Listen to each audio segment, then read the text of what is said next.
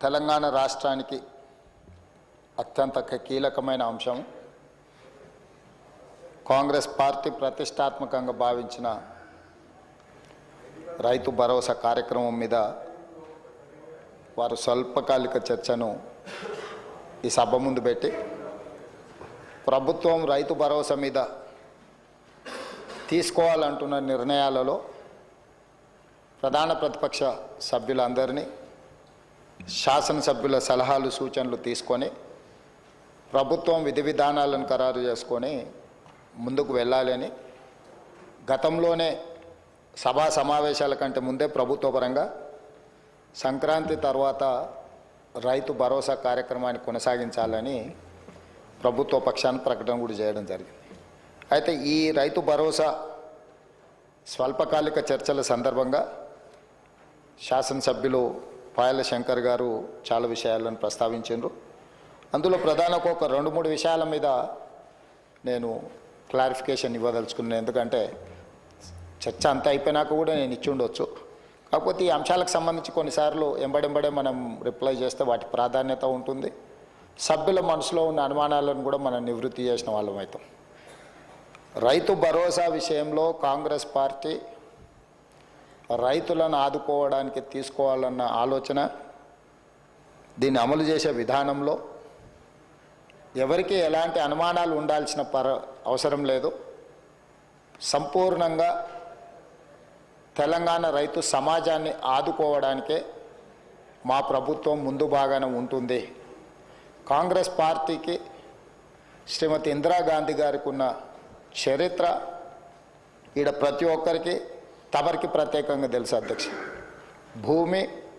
భూమి చుట్టూతా ఉన్న పేదలు, ముఖ్యంగా దళితులు, గిరిజనులు, బలహీన వర్గాలు, వ్యవసాయ కుటుంబాలు భూమినే నమ్ముకొని భూమినే అమ్మగా భావించి ఈ భూమి చుట్టూతోనే వాళ్ళ జీవితం ముడిపడి ఉన్న విషయంలో ఆ రైతులను ఆదుకోవాలన్నదే ప్రభుత్వం యొక్క ఆలోచన. గత ప్రభుత్వం గొప్పగా చెప్పుకునే రైతు బంధు పథకం, ఈ రైతు బంధు పథకం యొక్క మూల ఉద్దేశం పెట్టుబడి సహాయ పథకము.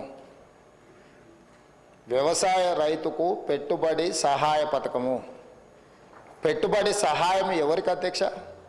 వ్యవసాయం చేసుకునే వాళ్లకు సహాయం చేయడము, ఆ సహాయము పెట్టుబడి రూపంలో, ఆ సహాయము నగదు రూపంలో రైతుకు చేరవేయాలన్నదే గత ప్రభుత్వం యొక్క లక్ష్యము అని వాళ్ళు జీవోలో స్పష్టంగా వాళ్ళు ఇచ్చిన జీవోలోనే అంశాలను క్రోడీకరించారు.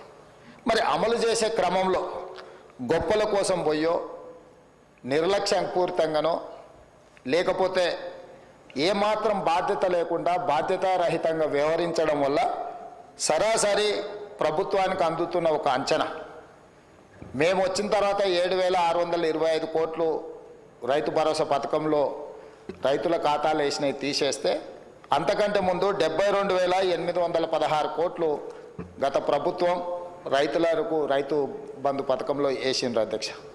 అందులో ఒక అంచనా సాగులో లేని భూములకు 22,606 కోట్ల రూపాయలు, సాగులో లేని భూములకు, రాళ్లకు, రప్పలకు, గుట్టలకు, రోడ్లకు, లేకపోతే పరిశ్రమలుగా రూపాంతరం చెందిన లేఅవుట్లై రియల్ ఎస్టేట్లో ఎకరాలను గజాలుగా మార్చి గజాలను లేఅవుట్లు చేసి లేఅవుట్ల ద్వారా ఇండ్లు అమ్ముకొని కాలనీలు వెలిసిన వాళ్ళకు కూడా ఈరోజు రైతు బంధు వచ్చింది. దాంతో 72,000 కోట్లలో 22,000 కోట్లు దాదాపుగా ఆయాచిత లబ్ధి అనర్హులకు చేరిందని ఒక అంచనా అధ్యక్ష. ఈరోజు నేను అడుగుతున్న అధ్యక్ష, నేను మీ దృష్టికి తీసుకొస్తున్న పాయల్ శంకర్ గారిని కూడా నేను అడగదలుచుకున్నా, రాళ్లకు, రప్పలకు, గుట్టలకు కూడా మనం ఇద్దామా? అదేవిధంగా రాజీవ్ రహదారిలో పోయిన పత్రికల్లో వచ్చిన వార్తల అధ్యక్ష, నేనేం కొత్తగా చెప్పట్లేదు, గజ్వేల్ ప్రాంతంలో కల్వకుంట్ల చంద్రశేఖరరావు గారు ప్రతిపక్ష నాయకుడు ప్రాతినిధ్యం వహిస్తున్న గజ్వేల్ నియోజకవర్గ పరిధిలో రాజీవ్ రహదారిలో భూమి పోయి రాజీవ్ రహదారి వేసిన రోడ్డు కూడా రైతు బంధు పథకం ద్వారా నిధులు ఇచ్చిండ్రు అధ్యక్ష. అదేవిధంగా నా ప్రాంతానికి సంబంధించి శ్రీశైలం మా సొంత ఊరికి వెళ్ళాలంటే ఇటు ఈ దారిలోనే వెళ్ళాలి అధ్యక్ష. ఆమన్గల్ ప్రాంతంలో శ్రీశైలం రోడ్లో పోయిన భూమికి కొత్త పాస్ పుస్తకాలు అధికారులు అక్కడ కొంతమంది రాజకీయ దళారులు కుమ్ముకై శ్రీశైలం పోయిన రోడ్లకు ఈరోజు రైతు బంధు పథకాన్ని ఆ గత ప్రభుత్వం ఇచ్చింది అధ్యక్ష. ఇదే కాకుండా అధ్యక్ష క్రషర్ యూనిట్లు క్రషర్లు నడుస్తున్నాయి అధ్యక్ష. ఆల్రెడీ క్రషర్లు నడిచే వాటికి ఈరోజు రైతు బంధు వాళ్ళు గతంలో ఇచ్చింది అధ్యక్ష. అదేవిధంగా మైనింగ్ భూములు అధ్యక్ష, మైనింగ్ లీజులు ఇచ్చి మైనింగులు జరుగుతున్న భూములకు ఈరోజు రైతు బంధు ఇచ్చింది అధ్యక్ష. అదేవిధంగా టీఆర్ఎస్కు సంబంధించిన నాయకులు అధికారులు పోడు భూములు రైతులకు పేదలకు గిరిజనులకు ఆదివాసీలకు ఇస్తే వాళ్ళ పేరు మీద కూడా నకిలీ పట్టాలు తయారు చేసి నకిలీ పట్టాల ద్వారా కూడా రైతు బంధు పథకాన్ని ఆయాచిత లబ్ధి పొందిండ్రు అధ్యక్ష. ఈరోజు ఇట్లా చెప్పుకుంటూ పోతే అది క్రషర్లు కావచ్చు, శ్రీశైలం నేషనల్ హైవే కావచ్చు, లేకపోతే రాజీవ్ రహదారి కావచ్చు, లేకపోతే క్రషర్ యూనిట్లు క్రషర్లు పెట్టినవి కావచ్చు, లేకపోతే మైనింగ్లు ఇచ్చినవి కావచ్చు, లేకపోతే హైదరాబాదు చుట్టుముట్టూత ముఖ్యంగా హైదరాబాదు నగరం చుట్టుముట్టూత ఒకప్పుడు మనందరం చూసినాం. కూరగాయలు పండించేవాళ్ళు, ఆకుకూరలు పండించేవాళ్ళు, వివిధ రకాల ద్రాక్ష తోటలు, చాలా వ్యవసాయం జరిగేది. కానీ ఇవాళ హైదరాబాదు నగరం చుట్టుముట్టూత ఒక 50 కిలోమీటర్ల పరిధిలో 70-80% వ్యవసాయం ఎవరు చేయడం లేదు. రియల్ ఎస్టేట్లుగా మారి, లేఅవుట్లుగా మారి, ప్లాట్లుగా విక్రయించి ఈరోజు మొత్తం వ్యవసాయేతర పనులకు, పరిశ్రమలకు, లేకపోతే ఐటీ కంపెనీలకు, లేకపోతే రియల్ ఎస్టేట్ లేఅవుట్ల కిందనో మారిపోయినాయి అధ్యక్ష. గత ప్రభుత్వము యావరేజ్గా 2 సీజన్లకు కలిపి ప్రతి సంవత్సరం 3 కోట్ల ఎకరాలకు వాళ్ళు డబ్బులు ఇచ్చుకుంటా పోయినారు అధ్యక్ష. 3 కోట్ల ఎకరాలకు వాళ్ళు ఎకరాకు 10,000 ప్రకారము చేసుకుంటూ పోతే 15,000 కోట్ల రూపాయలు ప్రతి సంవత్సరం దాదాపుగా ±10% వాళ్ళు ఖాతాలలో వేసిండ్రు అధ్యక్ష. అట్లా వాళ్ళు ఇచ్చిన 72,000 కోట్లల్లో 22,000 కోట్ల రూపాయలు జాతీయ రహదారులకు, రియల్ ఎస్టేట్లో ప్లాట్లు అమ్మిన వాళ్లకు, క్రషర్లకు, మైనింగ్లకు, రాళ్లకు, రప్పలకు, కొండలకు, గుట్టలకు దొంగ పాస్ పుస్తకాలు తయారు చేసుకొని అధికారంలో ఉన్నాం కాబట్టి అధికార పార్టీ నాయకుల అనుచరులము, వారి సహచరులము, వారి బంధువులమని వేలాది కోట్ల రూపాయలు కొల్లగొట్టిండ్రు అధ్యక్ష.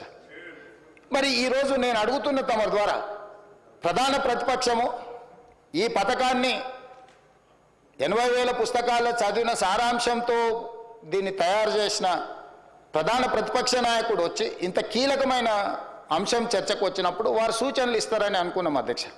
వారి అనుభవం నుంచి, వారి పరిపాలనలో వారు నేర్చుకున్న అంశాల నుంచి ఈ ప్రభుత్వం ఏదైనా సూచన వస్తే మేము తీసుకుందాం అనుకున్నాం. ఇక్కడ ఒక అంశం చెప్పొచ్చు అధ్యక్ష. ఈరోజు ఇది ప్రవేశపెట్టిన వ్యవసాయ శాఖ మంత్రి గారు తుమ్మల నాగేశ్వరరావు గారు వారికంటే సీనియర్, వారికంటే ముందు ఎమ్మెల్యే, వారికంటే ముందు మంత్రి, వారికంటే ఎక్కువ శాఖలు నిర్వహించారు. అయినా మా సహచార మంత్రి తుమ్మల నాగేశ్వరరావు గారికి ఎలాంటి బేసిజాలు లేవు అధ్యక్ష. ఒకవేళ ఎవరైనా మొదటిసారి శాసనసభ్యుడైనా, ఈరోజు నేను ఎందుకు రిప్లై చేస్తున్నా, మొదటిసారి శాసనసభ్యుడు శంకర్ గారు, పాయల శంకర్ గారు కొన్ని అంశాలు లేవనెత్తితే వారు గతంలో స్థానిక సంస్థలలో ప్రజాప్రతినిధిగా పనిచేశాడు. ఎమ్మెల్యే కాకపోయి ఉండొచ్చు, ఎమ్మెల్యే కంటే ఎక్కువ ప్రజలతో మమేకమై ప్రజా జీవితంలో సంవత్సరాల కొద్ది ప్రజలలో ఉన్నారు. తనకు ఒక అనుభవం ఉంది.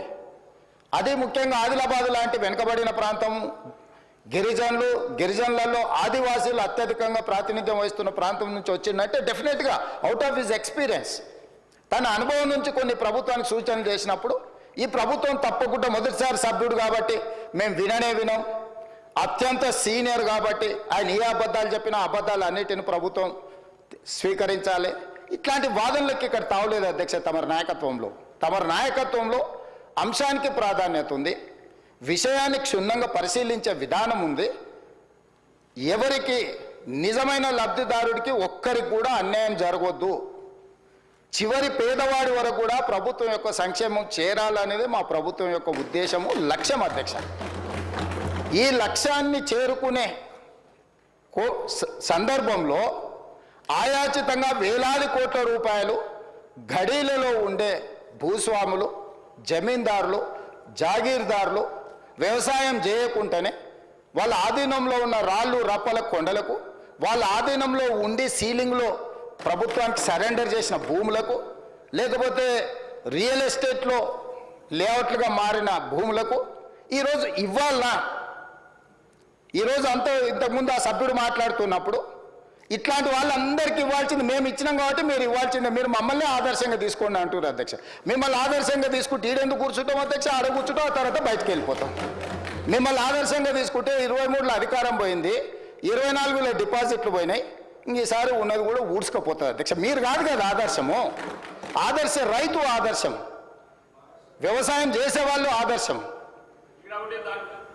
అట్లా కాకుండా మేమేదో అద్భుతాలు చేసినాం, మీరు అద్భుతాలు చేసినానికి అక్కడ ఉన్నారు, అద్భుతాలు చేసినానికి ఆయన గారు ఇక్కడికి రాలేకపోతున్నాడు.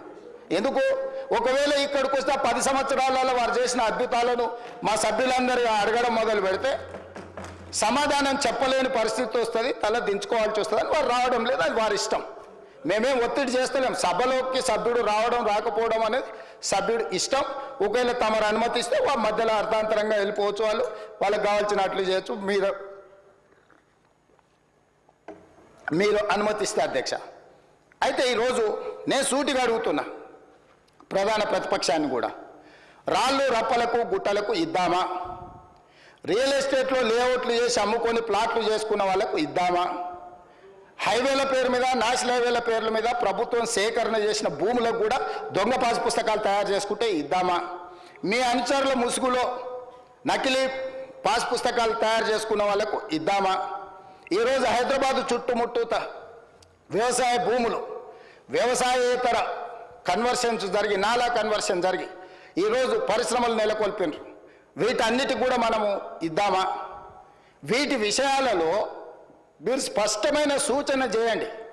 మీ సూచనలన్నిటిని క్రోడీకరించి ఒక రిపోర్ట్ తయారు చేసి, ఎందుకంటే ఇప్పటికీ ఈ అంశాన్ని రైతు భరోసాను అమలు చేయడానికి మా మంత్రివర్గ ఉపసంఘాన్ని వేసింది. దానికి బాధ్యతగా ఉప ముఖ్యమంత్రి వర్యులు, ఆర్థిక మంత్రివర్యులు, వారి నాయకత్వంలో వ్యవసాయ శాఖ మంత్రి, రెవెన్యూ శాఖ మంత్రి, అదేవిధంగా సివిల్ సప్లైస్ మినిస్టరు, అదేవిధంగా ఐటీ అండ్ ఇండస్ట్రీస్ మినిస్టర్ని వీళ్ళందరిని అందులో సభ్యులుగా పెట్టి అన్ని జిల్లాలు తిరిగిండ్రు అధ్యక్ష.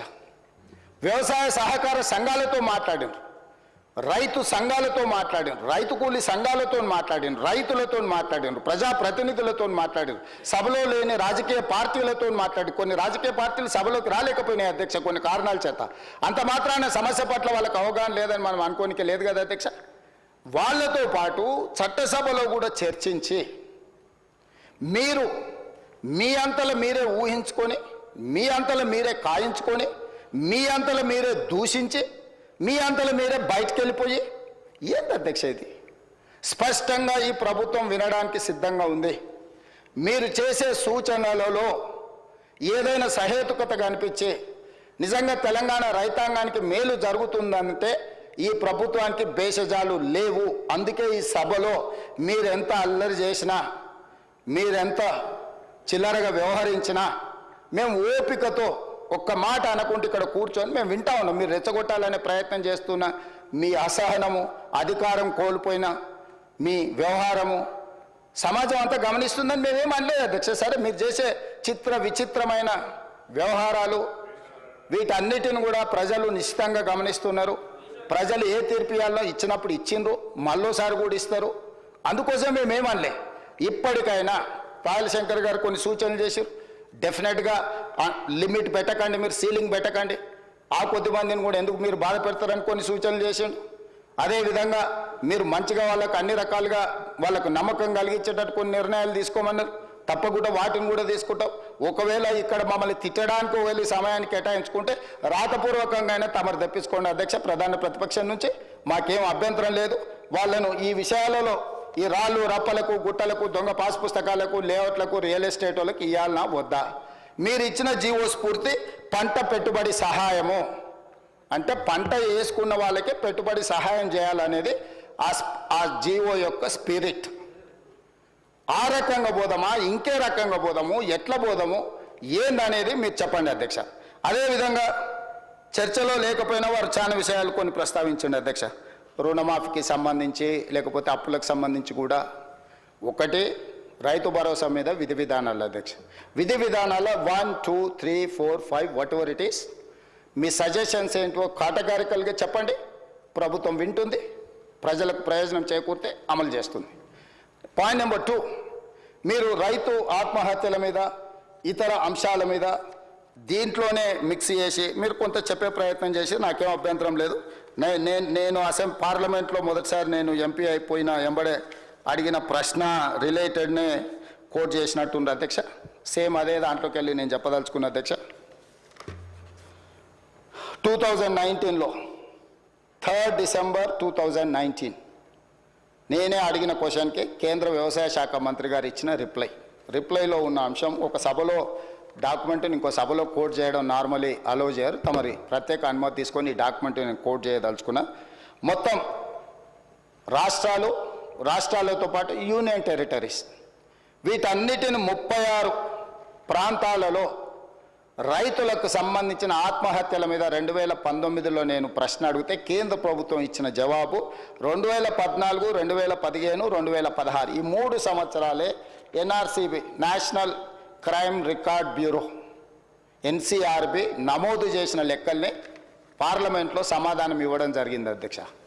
ఇందులో రైతుల ఆత్మహత్యలు తగ్గినాయనో మేమేదో అద్భుతాలు సృష్టించినామనో నోరు తెరిస్తే అబద్ధాలు చెప్పే అలవాటు ఉండి అబద్ధాల సంఘానికి అధ్యక్షులు రాలేదు, ఉపాధ్యక్షుడు వచ్చి వర్కింగ్ ప్రెసిడెంట్ వచ్చి మళ్ళీ అదే అబద్ధాలు చెప్తున్నాడు అధ్యక్ష.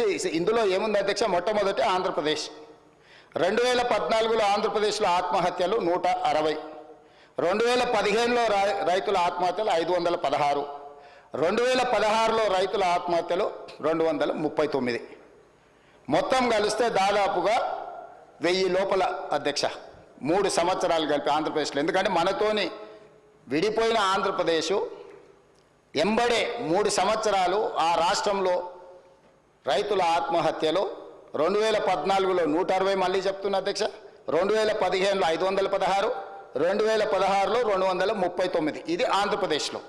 అదేవిధంగా సీరియల్ నెంబర్ 15లో మహారాష్ట్ర ఉంది అధ్యక్ష. ఎందుకంటే ఈ దేశంలో ప్రతి సంవత్సరం అత్యధికంగా రైతు ఆత్మహత్యల మొదటి స్థానాన నిలబడుతున్నది మహారాష్ట్ర. మహారాష్ట్రలో 2014లో 2568, 2015లో 3030, 2016లో 2550. దేశంలో ప్రథమ స్థానంలో మహారాష్ట్ర ఉంది అధ్యక్ష. ఇక ఘనత వహించిన 80,000 పుస్తకాలు చదివిన అపర మేధావి గారి నాయకత్వంలో తెలంగాణ రాష్ట్రం సాధించిన ఘనత ఎంత అంటే 2వ స్థానం అధ్యక్ష. జనాభాలో మనం ఎక్కడో ఉంటాం అధ్యక్ష. మనకంటే 5 అంతల జనాభా ఎక్కువ ఉన్న ఉత్తరప్రదేశ్ లాంటి వాటికంటే తెలంగాణ రాష్ట్రంలో 2014లో అధ్యక్ష 898 మంది రైతులు ఆత్మహత్య చేసుకున్నారు అధ్యక్ష. 2015కు వచ్చే వరకల్లా నెంబరు 1358కి పెరిగింది అధ్యక్ష. 2016లోకి వచ్చే వరకల్లా 632 మంది ఆత్మహత్యలు చేసుకున్నారు అధ్యక్ష. దాదాపుగా 3000 పైచీలకు ఆత్మహత్యలు చేసుకున్నారు అధ్యక్ష. అంటే ఆంధ్రప్రదేశ్ మన నుంచి విడిపోయినాక 1000 లోపల రైతులు ఆత్మహత్య చేసుకుంటే తెలంగాణ వారి నాయకత్వంలో 3000 మంది పైగా రైతులు ఆత్మహత్యలు చేసుకున్నారు. దేశంలోనే మొదటి స్థానం మహారాష్ట్ర అయితే 2వ స్థానం రైతు ఆత్మహత్యల తెలంగాణ. 3 సంవత్సరాల లెక్కలు పార్లమెంట్లో పెడితే ఇది కూడా వాళ్ళ ఘనత మేము తగ్గించినాం. ఏంది మీ బొంద మీరు తగ్గించింది? నీతో పాటు ఉన్న ఆంధ్రప్రదేశ్ రాష్ట్రం ఎక్కడుంది, నువ్వెక్కడున్నావు? మిగతా రాష్ట్రాలన్నీ కావాలంటే లెక్క చదువుతా అధ్యక్ష. ఏ రాష్ట్రం కూడా మనకంటే అత్యధిక జనాభా ఉన్న మధ్యప్రదేశ్, ఉత్తరప్రదేశ్ అధ్యక్ష. ఉత్తరప్రదేశ్లో 20 కోట్ల జనాభా అధ్యక్ష. ఉత్తరప్రదేశ్లో 14లో 63 మంది రైతు ఆత్మహత్యలు, 15లో 145 మంది రైతు ఆత్మహత్యలు, 16లో 69 మంది ఆత్మహత్యలు అధ్యక్ష.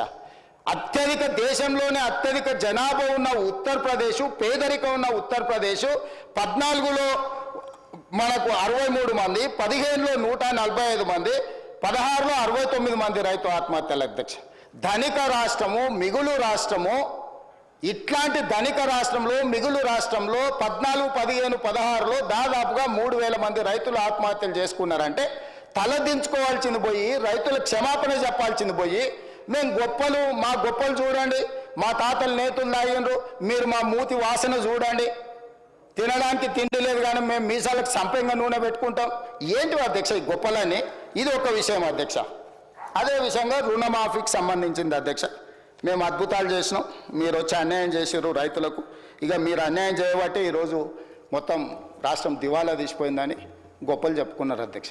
నేను వాస్తవాలను తమ ద్వారా తెలంగాణ సమాజానికి రైతాంగానికి వాస్తవం తెలుసు కాబట్టి వాళ్ళకి తెలిసిన ప్రకారం కర్రు కాల్చారు, వాత పెట్టారు అధ్యక్ష. ఒకసారి అధికారం తీసి రెండోసారి డిపాజిట్లు కూడా తీసేసారు అధ్యక్ష. అయినా వాళ్ళు మారతలేరు, మాట కూడా మారతలేదు, మనుషులు మారలేదు, మాటలు కూడా మారలేదు. కానీ నేను వాస్తవాలను అయితే మరి చెప్పాలి కదా అధ్యక్ష. కాంగ్రెస్ పార్టీ ఏం చేసింది అంటారు. కాంగ్రెస్ పార్టీ ఏం చేసిందో కూడా చెప్పాలి కదా అధ్యక్ష. 12 నెలల ఒక్క సంవత్సరంలో మేము ఏం చేసినామని ఇన్నిసార్లు అడుగుతున్నావే. 10 సంవత్సరాలు ఘనత వహించిన మీ ప్రభుత్వం ఏం చేసిందో కూడా ఒకసారి వెనక్కి తిరిగి చూసుకోవాలి కదా అధ్యక్ష. గురువింజ గురించి తెలుసు కదా అధ్యక్ష. గురువింద గింజ అంటారు కదా. కిందంతా నల్లగా ఉంటుంది, పైన ఎర్రగా ఉంటుంది. ఎర్రగా చూసుకొని ఏతులో పడుతుంటుందట, కింద చూసుకుంటే తెలుస్తే ఎంత కర్రగా ఉందో. ఇలా వాళ్ళ పాలనలో ఏం జరిగిందో వెనక తిరిగి చూసుకుంటే కదా అధ్యక్ష తెలిసేది. వాళ్ళ గురించే ఒక విషయం చెప్తా అధ్యక్ష. 2014లో అధికారంలోకి రాగానే ఎన్నికల మేనిఫెస్టో అప్పుడు ₹1,00,000 రుణమాఫీ చేస్తామన్నారు అధ్యక్ష. 4 విడతలలో చేస్తామని, 5 ఏళ్ళలో చేస్తామని లేదు అధ్యక్ష. అధికారంలోకి వచ్చినప్పుడే రుణమాఫీ చేస్తామన్నారు ₹1,00,000. కావాలంటే వాళ్ళ మేనిఫెస్టో తీసుకొచ్చి మనం చర్చిద్దాం. కానీ 5 ఏళ్లకు దాన్ని స్ప్రెడ్ చేసి 5 ఏళ్లలో వాళ్ళు కట్టింది ఎంత అధ్యక్ష? 16,143 కోట్ల అధ్యక్ష. ధనిక రాష్ట్రంగా ఏర్పడ్డ తెలంగాణ రాష్ట్రం 72,000 కోట్ల రూపాయలు మాత్రమే అప్పున్న రాష్ట్రం.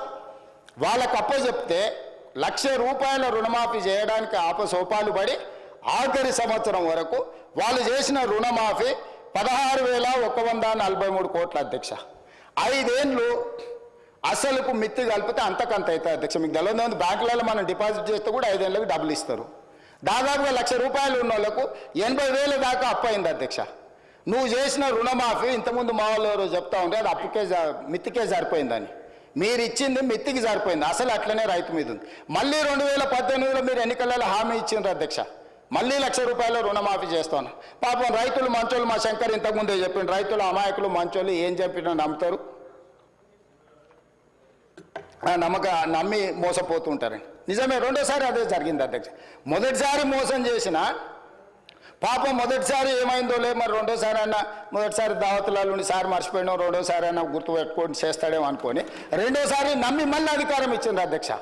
రెండోసారి అధికారం ఇచ్చిన తర్వాత వీళ్ళు చేసిన రుణమాఫీ ఎగ్జాక్ట్గా 11,909 కోట్ల రూపాయలు అధ్యక్ష. 5 ఏళ్ళ కలిపి ఎంతమంది రైతులకు అధ్యక్ష? ఒక్క నిమిషం చెప్తాక, అది కూడా చెప్తాక. 21,35,557 మంది రైతులకు 11,909 కోట్ల 31 లక్షల రూపాయలు అధ్యక్ష వీళ్ళు చేసిన రుణమాఫీ 5 ఏళ్ళ కలిపి. ఇందులో 7,500 నిన్న మనం విచారణకు ఆదేశించిన ఔటర్ రింగ్ రోడ్ అమ్మి తెచ్చి దీంట్లో పోసిరు అధ్యక్ష. కాంగ్రెస్ పార్టీ కష్టపడి సంపాదించి లక్షల కోట్ల రూపాయల ఆస్తిని తయారు చేస్తే అర్ధరాత్రి పూట అప్పనంగా అమ్మేసి అవి తెచ్చి రైతుల ఖాతా ఆఖరి నిమిషంలో రైతుల ఖాతా వేసి వీళ్ళు చేసిందంతా 11,909 కోట్ల 31 లక్షల రూపాయలు అధ్యక్ష. ఇందులో మిత్తి ఎంత పోయిందో తెలుసా అధ్యక్ష? 8,515 కోట్ల రూపాయలు కేవలం మిత్తికి పోయింది అధ్యక్ష. 5 సంవత్సరాలలో 2018 నుంచి 2023 5 సంవత్సరాలలో 21,35,557 మంది రైతులకు నికరంగా వీళ్ళు చేసిన రైతు రుణమాఫీ 3,384 కోట్ల రూపాయలు అధ్యక్ష. ఇది వాస్తవం, ఇవి నిక్కచ్చి లెక్కలు. నిజం చేదుగా ఉంటుంది, ఆ నిజాన్ని మింగడానికి వాళ్ళకు ఓపిక కావాలి, ధైర్యము కావాలా. మీరు చేసిన 2వ విడత రుణమాఫీ 5 సంవత్సరాలలో 11,909 కోట్ల రూపాయలు అయితే ఇందులో మిత్తికి పోయింది 8,515 కోట్ల రూపాయలు. మీరు అస్సలు కట్టిందే లేదు, అసలు మాఫీ చేసిందే లేదు. మీ చరిత్ర ఇది. 2014 నుంచి 18 డిసెంబర్, 2018 డిసెంబర్ నుంచి 2019 డిసెంబర్ 7 తారీఖు వరకు, అంటే మా ప్రభుత్వం ఏర్పాటు చేసే వరకు మీరు చేసిన రుణమాఫీ ఇది. ఇక మా వరకు వస్తే అధ్యక్ష, ఎందుకంటే తెలంగాణ వచ్చినాక 3 విడతలుగా రుణమాఫీ జరిగింది అధ్యక్ష. 14 నుంచి 18, 18 నుంచి 23, 23 నుంచి 24, ఒక సంవత్సరంలో 10 ఏళ్లలో వాళ్ళు చేసిన రుణమాఫీ మిత్తిలు తీసేస్తే గుడుసున్న అవుతుంది అధ్యక్ష. మొదటిసారి 16,000, రెండోసారి 11,000, అంటే దాదాపుగా 10 ఏళ్లలో వాళ్ళు 27,000 కోట్ల రూపాయలు చేసిర్రు అధ్యక్ష. వాళ్ళు చేసిన ఒక 5-10 కోట్లు అక్కడ ఇక్కడ వేసుకుంటే 27,000 కోట్లు వాళ్ళు చేసిర్రు అధ్యక్ష. ఇక మా ప్రభుత్వం ఏం చేసింది, మన ప్రభుత్వం ఏం చేసింది అధ్యక్ష? ఈ లెక్క చెప్పాలి కదా మరి. ఇప్పుడు నేను ఈ లెక్క చెప్తేనే కదా వాళ్ళకు వాస్తవాలు వాళ్ళకు కానీ ప్రజలకు కానీ తెలిసేది.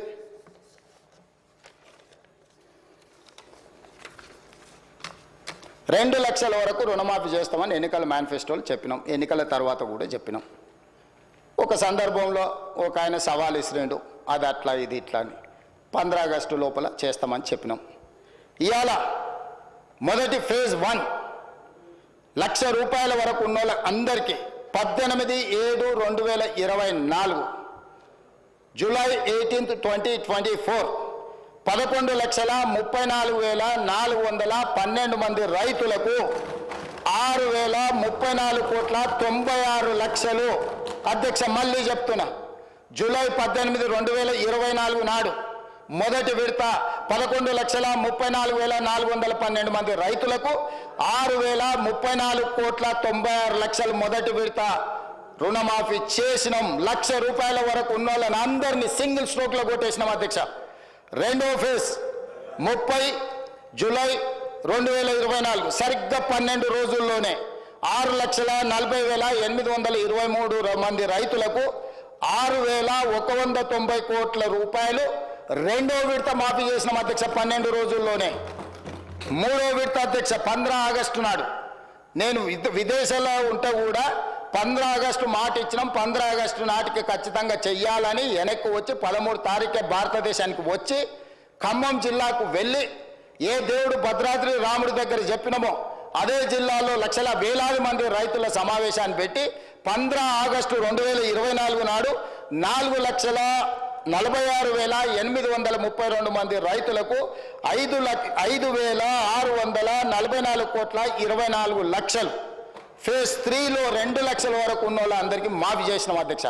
3 విడతలలో ఎన్ని రోజులు? సరిగ్గా 27 రోజుల్లో 3 విడతలలో 17,869 కోట్ల 21 లక్షల రూపాయలు 3 విడతల్లో 27 రోజుల్లో 2 లక్షల రూపాయల వరకు రుణమాఫీ చేసిన చరిత్ర ఈ భారతదేశంలో స్వతంత్రం వచ్చినప్పటి నుంచి ఇంక్లూడింగ్ కాంగ్రెస్ పాలిత రాష్ట్రాలలో కూడా చేయనంత గొప్ప రుణమాఫీ తెలంగాణ రాష్ట్రంలో మన ప్రభుత్వం ప్రజా ప్రభుత్వం చేసింది అధ్యక్ష. దీన్ని అభినందించాలి కదా అధ్యక్ష. మేం చెయ్యలేకపోయినాము, మేం వైఫల్యం చెందినాము, మీరు ఒక మంచి పని చేసిండ్రు, ఈ మంచి పనిని రైతులకు మేలు జరిగిందని అభినందించి వాళ్ళు ఏదైనా సూచన చేసినుంటే తప్పకుండా ప్రతిపక్షంగా వాళ్ళకి గౌరవం దక్కేది అధ్యక్ష. ఇదే కాకుండా కొంతమందికి రాలేదు, కొంతమంది నష్టపోయారు, కొంతమంది అంటే సాంకేతికంగా నేను ఆ రోజు చెప్పిన సాంకేతికంగా ఏదైనా లోపాలు ఉన్నా బ్యాంకర్స్ మాకు సమాచారం అందించే దాంట్లో ఏదన్నా వ్యత్యాసం ఉన్నా తప్పకుండా వాటిని కూడా మళ్ళీ సర్దిద్దుకుంటాం. మాకు ఎలాంటి బేసజాలు లేవు, ఈ రైతులను ఆదుకోవడమే మా లక్ష్యము. రైతులు అడగలేదు, మేం చేస్తామని చెప్పినాము. మేము బాధ్యతగా జిమ్మేదారిగా ఫీల్ అవుతున్నామని చెప్పి 30/11 నవంబర్ 30 తారీఖు 2024 నాడు మహబూబ్ నగర్ జిల్లాలో నా సొంత జిల్లాలో 3,13,896 మంది రైతులకు 2,747 కోట్ల 67 లక్షలు 30 నవంబర్ నాడు మళ్ళీ రుణమాఫీ చేసినాం అధ్యక్ష. మొత్తంగా మొదటి సంవత్సరంలో 25,35,963 మంది రైతులకు 20,616 కోట్ల 89 లక్షలు నా ప్రభుత్వం, మా ప్రభుత్వం, ప్రజా ప్రభుత్వం రైతు రుణమాఫీ చేసి రైతుల రుణం తీర్చుకున్నాం అధ్యక్ష. ఇది మా పనితనం, ఇది మేము రైతుల పట్ల చూపించిన ప్రేమ ఆప్యాయత. ఈ రైతు ఎవరు అధ్యక్ష? మా కుటుంబం, మా తండ్రులు, మా తాతలు, మా ముత్తాతలు వ్యవసాయం చేసి భూమిని నమ్ముకొని ఈ భూమిలోనే పుట్టి ఈ భూమిలోనే కలిసిన మా కుటుంబాల కోసం మేం చేసిన పని అధ్యక్ష. ఇది మేము గొప్పతనం అనుకుంటలేము, మా బాధ్యత అనుకుంటాం.